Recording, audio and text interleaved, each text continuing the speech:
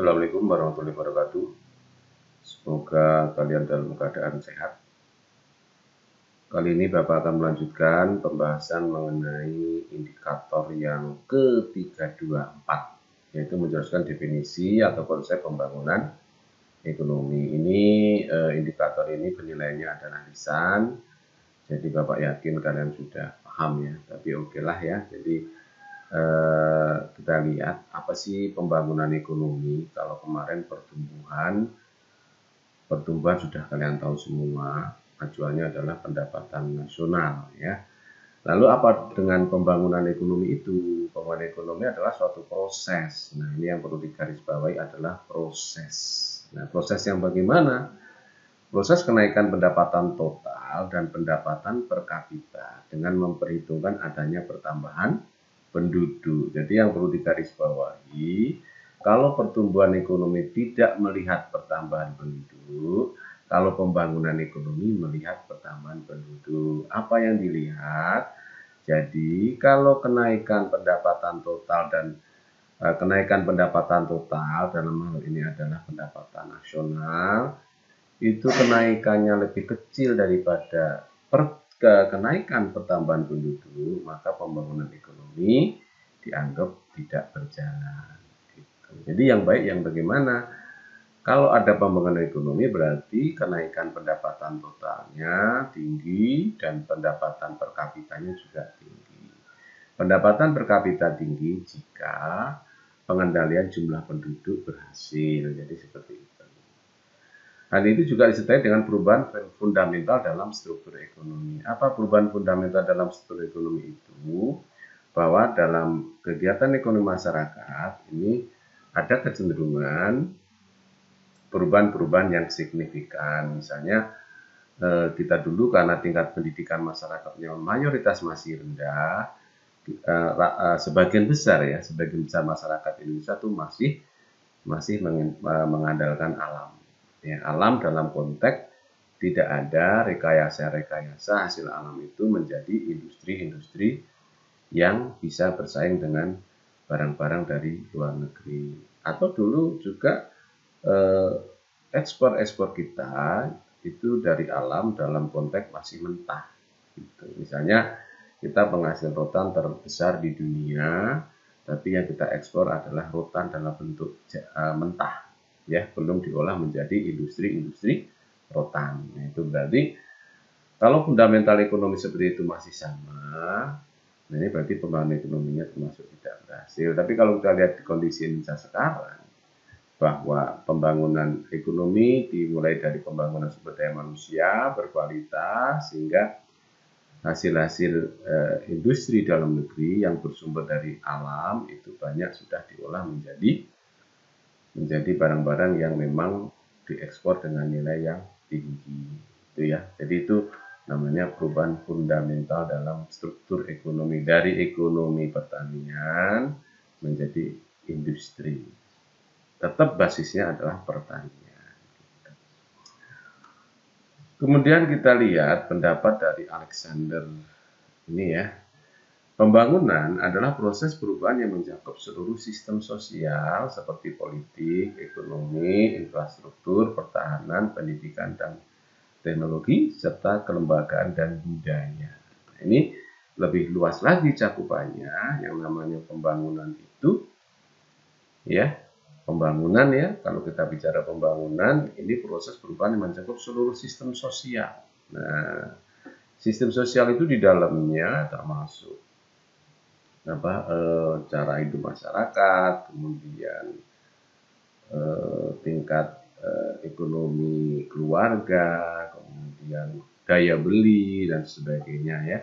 Kemudian politik. Nah, ini jadi politik sebuah negara ini juga bentuk daripada keberhasilan pembangunan ekonomi. Indonesia sebagai negara besar, penduduknya besar, sukunya banyak, kita pilih menjadi negara demokrasi.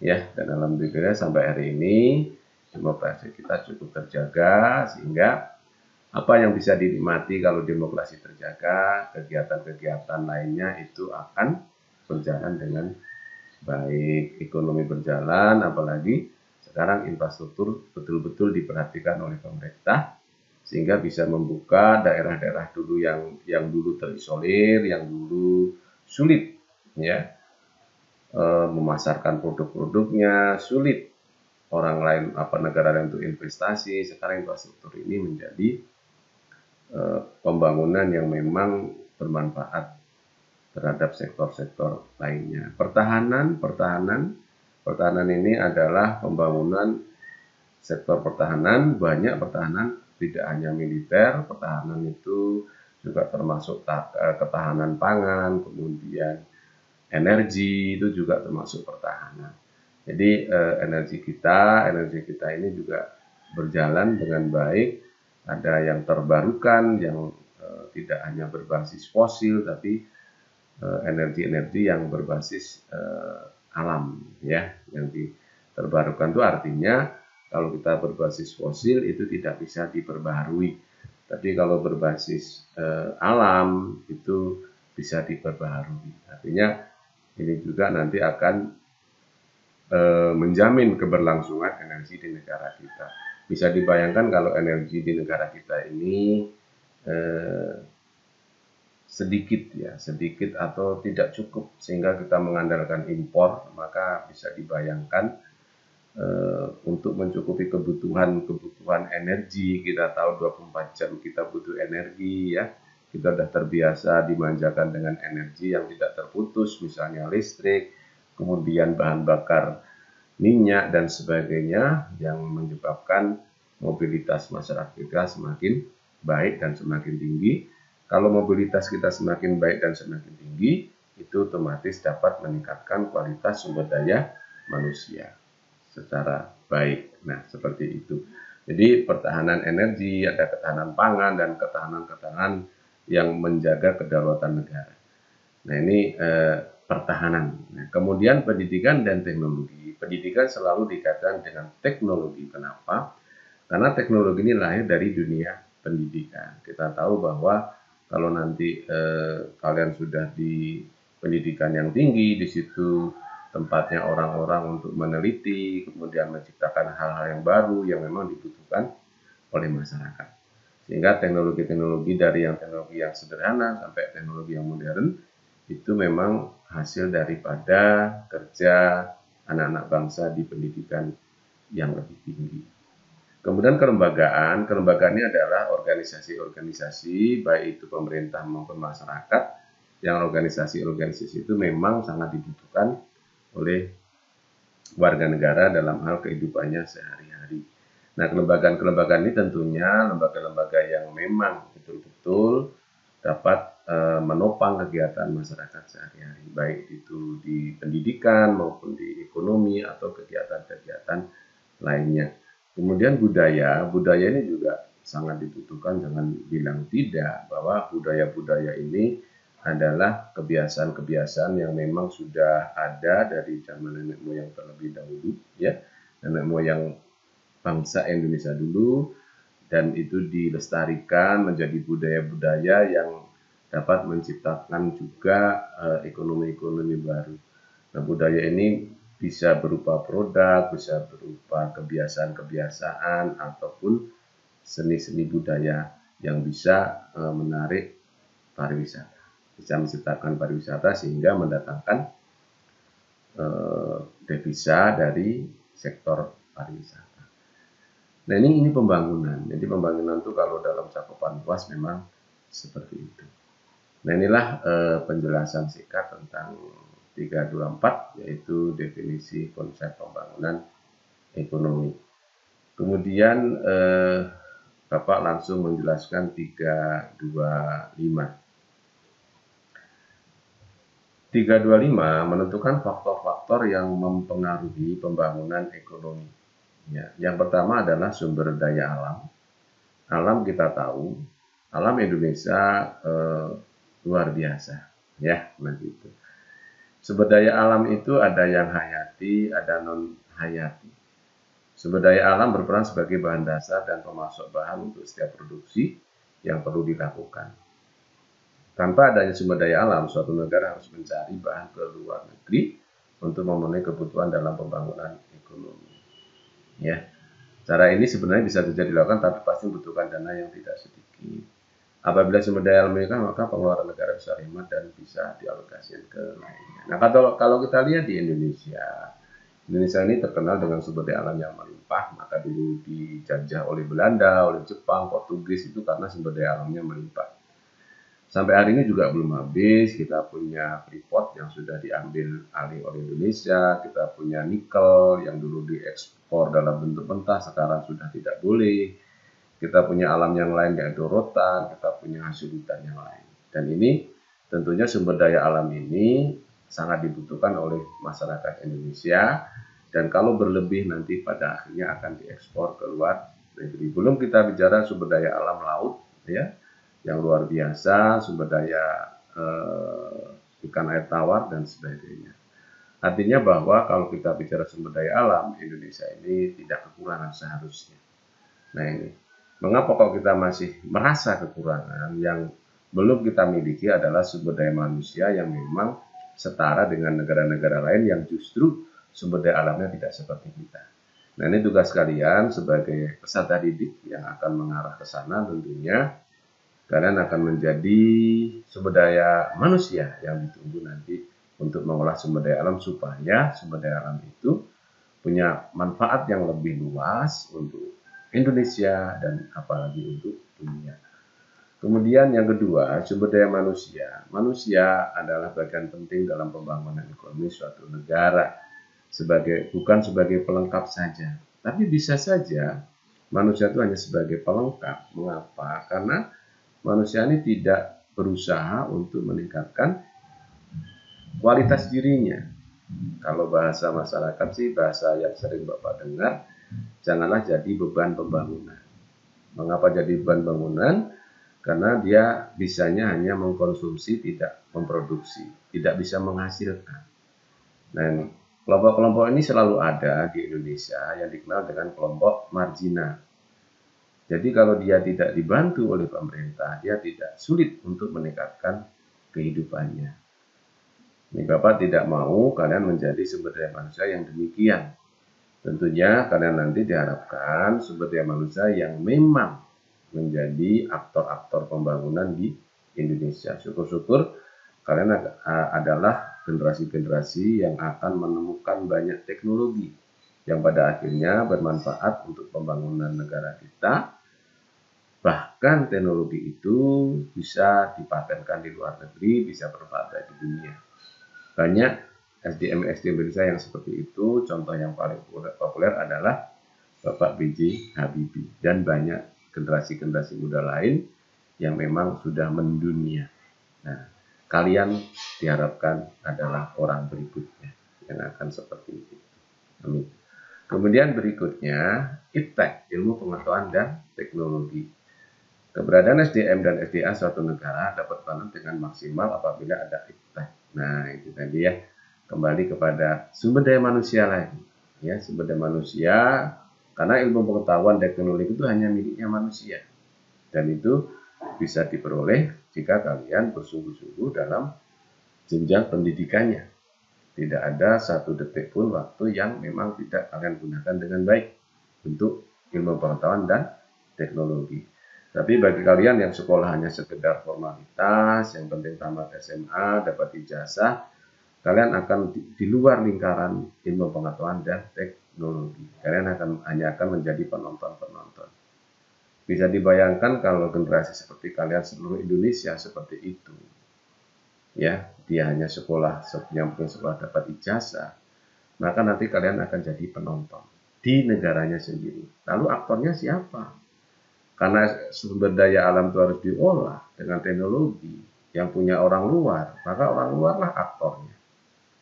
Dia yang punya pengetahuan, dia yang punya teknologi, dia yang dibayar mahal, kalian hanya jadi penonton. Ya, kita tahu penonton itu ya gimana. Kalau kita nonton bola, penonton itu kadang-kadang lebih pintar daripada pemain. Nah, bisanya menyalahkan, bisanya ya banyak hal-hal yang negatif. Maka kalian jangan mau jadi penonton. Kuncinya adalah tingkatkan ilmu pengetahuan, ya, tingkatkan ilmu pengetahuan, dan jadilah manusia-manusia Indonesia yang mengambil bagian dalam penciptaan teknologi terbaru. Ya. Kemudian yang keempat, faktor-faktor yang mempengaruhi pembangunan ekonomi yaitu sosial budaya masyarakat. Faktor lain yang mempengaruhi ekonomi adalah sosial budaya yang ada di masyarakat. Sosial budaya bisa menjadi pendorong ataupun penghambat. Nah, itu ya, kemajuan ekonomi suatu negara sehingga tergantung dengan budaya yang dimiliki negara tersebut. Apabila negara memiliki budaya rajin dan cekatan, maka bisa menjadi pendorong pembangunan ekonomi. Banyak contoh negara-negara yang budayanya itu rajin dan cekatan, kayak Jepang, ya kan, kemudian Tiongkok, ya kan, negara-negara Eropa adalah itu budaya-budaya seperti itu. Nah, tapi kalau budayanya negara-negara kita contohnya, kita itu dimanjakan dengan alam dulu sejarahnya, menanam itu nggak perlu capek-capek, ya kan, sehingga hasil-hasil alam aja udah cukup menjadikan kita tidak cekatan, ya, menjadikan kita karena sudah cukup tidak ada motivasi untuk untuk menjadi yang terbaik. Nah, itu ya. Jadi budaya-budaya ini harus dihilangkan, diubah menjadi budaya rajin dan cekatan. Aspek sosial juga sangat dibutuhkan karena kerjasama sangat penting dalam mencapai perkembangan. Apabila masing-masing individu memiliki jiwa kerja sama kuat, maka mereka akan lebih mudah dalam berkolaborasi, dalam melakukan berbagai upaya untuk pembangunan. Nah, ini berkolaborasi ini hal yang sekarang lagi ngetren, yaitu bagaimana menyatukan beberapa individu yang punya kemampuan yang berbeda, tapi kalau disatukan menjadi energi yang luar biasa. Nah, ini tentunya individu itu bukan individu yang sempurna. Pasti dia ada kelebihan juga ada kekurangan. Tapi kalau dipadukan dengan individu lain, ya, yang sama juga, ya, tapi saling menutupi, saling melengkapi, maka kolaborasinya akan menghasilkan energi yang luar biasa dalam pembangunan ekonomi. Kemudian yang kelima, keadaan politik negara. Nah, ini menjadi penting, kita bersyukur ada di negara Indonesia yang politiknya termasuk stabil, tidak perang, ya kan, tidak perebutan kekuasaan, ya. Bisa dibayangkan kita hidup di negara yang politiknya terguncang terus tiap hari. Kita ambil contoh yang terupdate adalah Afghanistan. Sudah dibayangkan kita hidup di negara yang politik negaranya lagi bermasalah. Nah, ini kita harus syukuri. Ya, kita sebagai warga negara tentunya untuk menjaga politik negara kita ini supaya stabil di dunia medsos itu sering ada konten-konten atau hal-hal yang kebenarannya itu diragukan. Kalau istilah kita adalah hoax. Maka kalian sebagai generasi penerus, generasi muda, generasi yang ditunggu oleh negara Indonesia tentunya tidak mudah terpancing oleh hoax-hoax yang ada di medsos yang mengarah pada perpecahan, ya kan, yang mengarah pada hasut, ya, dan sebagainya, yang intinya pada akhirnya kalau kalian terpengaruh, apalagi dalam jumlah banyak, itu akan mengganggu stabilitas politik negara kita. Nah, ini yang tidak kita inginkan. Oleh karena itu, pemerintah yang dipercaya sekarang sebagai pilihan rakyat dalam sebuah pemilu yang legal, yang ada landasan undang-undangnya, tentunya harus kita hormati supaya politik negara kita stabil. Ya. Gitu ya, keadaan politik negara menjadi bagian penting dalam pembangunan ekonomi. Karena apa, kalau negara risuh perang misalnya, ya sulitlah ekonomi itu akan berjalan. Mungkin warung-warung juga takut buka, mungkin perusahaan-perusahaan yang produknya untuk kebutuhan warga negara Indonesia juga takut dia mau buka, ya, karena keamanan, ya, kestabilan dan sebagainya tidak ada. Sehingga bisa dibayangkan kebutuhan pokok masyarakat yang diproduksi, yang berasal dari industri-industri itu tidak ada. Ya, kita ambil contoh saja yang sepele lah, yang tiap hari kita pakai, sabun mandi mungkin, odol mungkin, itu adalah hasil dari industri. Nah, industri ini bisa berjalan dengan baik jika politik negara stabil, ya, keamanan stabil dan sebagainya. Oleh karena itu, sebagai warga negara Indonesia yang baik, semuanya harus menjaga bagaimana politik negara itu berjalan dengan baik sehingga keamanan dan sebagainya itu berjalan sebagaimana yang diharapkan oleh seluruh warga negara Indonesia. Kemudian sistem pemerintahan di negara, ya, kita di Indonesia ini demokrasi pasti, ya, demokrasi. Kekuasaan tertinggi di tangan rakyat melalui Majelis Permusyawaratan Rakyat dan Dewan Perwakilan Rakyat. Sistem pemerintahan pun memiliki andil dalam faktor ekonomi suatu negara. Sistem pemerintahan pada akhirnya akan membentuk sistem ekonomi, sehingga keduanya saling berkaitan erat. Sistem pemerintahan yang berganti pun bisa mempengaruhi sistem perekonomian, di mana memang seharusnya sistem ekonomi menyesuaikan diri. Ya, suatu negara menggunakan sistem pemerintahan liberal, maka kegiatan perekonomiannya pun juga liberal. Sedangkan untuk Indonesia, sistem pemerintahnya adalah demokrasi, sehingga sistem pemerintahannya juga harus menyesuaikan. Yaitu adanya kebebasan tapi tetap mendapatkan pengawasan dari pemerintah agar lebih terkendali dan stabil. Jadi di negara kita ini demokrasi, ya, kebebasan ada dalam berusaha, ya kan, swasta dikasih ruang yang cukup baik untuk hidup, ya, tapi tetap dalam pengawasan pemerintah. Apa yang diawasi? Jadi kebutuhan-kebutuhan yang menyangkut hajat hidup orang banyak itu tetap dalam pengawasan pemerintah seperti diamanatkan dalam Undang-Undang Dasar 1945 pasal 33. Nah, itu contohnya demokrasi di Indonesia terkait dengan pemerintahan dan ekonomi. Kemudian yang ketujuh, sarana dan prasarana negara. Ini yang terakhir, ya. Ada sarana dan prasarana yang menjadi penunjang pembangunan ekonomi di suatu negara. Dengan sarana dan prasarana yang lengkap, maka pembangunan bisa dilakukan dengan mudah dan lebih optimal. Sarana itu adalah alat, ya, ya, fasilitas yang dapat menunjang kehidupan warga negara Indonesia. Prasarana itu adalah dana yang dibutuhkan untuk mewujudkan sarana, itu namanya prasarana. Nah, dana tentunya itu bersumber dari APBN, ya, dan dari investasi negara lain, ya. Nah, dalam pembangunan ekonomi tentunya sarana menjadi penting, ya.